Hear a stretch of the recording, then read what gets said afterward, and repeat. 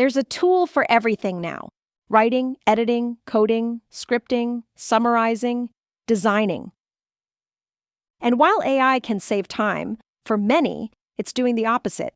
Too many tools, too many choices, and too much pressure to master it all. If AI has started to feel overwhelming, here's how to fix that. The problem isn't the tools, it's the approach. Most people jump into AI with this mindset: I need to learn everything but right now. So they open 5 tools, run dozens of prompts, get mediocre results, and burn out.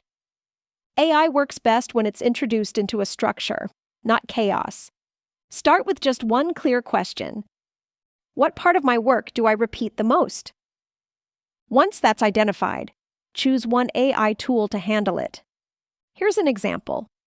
If writing takes too long, start with ChatGPT. If you're reusing long videos, try Opus Clip. If scheduling drains your time, test Motion or Clara. Use one tool for one purpose, and learn it well before adding another. Once a tool helps with a task, document the workflow.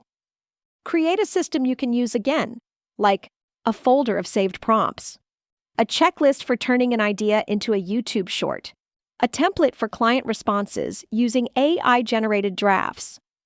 This removes the guesswork, and the moment you have structure, the overwhelm fades. Every week ask, what tool actually helped? What felt like noise? What can I simplify? This tiny habit keeps your use of AI lean, purposeful, and consistent. AI isn't about doing more. It's about doing less better.